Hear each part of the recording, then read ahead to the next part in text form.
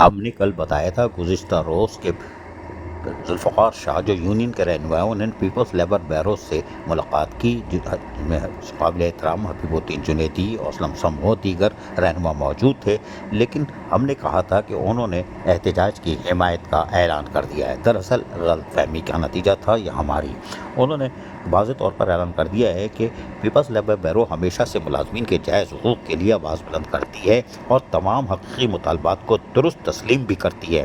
ہمارا مقصد مزدوروں اور ملازمین کے مسائل کا عملی اور دیر پا حل نکالنا ہے تاکہ انہیں کسی قسم کی مشکلات کا سامنا نہ کرنا پڑے۔ تاہم ہم یہ سمجھتے ہیں کہ احتجاج اور دھرنے کے ذریعے مسائل کے حل کے بجائے بات چیت اور مذاکرات کا راستہ زیادہ مناسب ہے۔ تو ہم نے کہا کہ یہ ترجیح ہم کر دیں کہ پیپلز لیبر بیرو مسائل کی بنیاد پر تو انکار سے ہٹتی نہیں ہے، وہ کہتی ہے مسائل بالکل درست ہے، لیکن ہم احتجاج وغیرہ کو تسلیم نہیں کرتے، ہم مذاکرات پر یقین رکھتے ہیں، اور یقینی طور پر ہماری خبر میں ہم نے تصحیح کرنی تھی، ہم نے تصحیح کر دی۔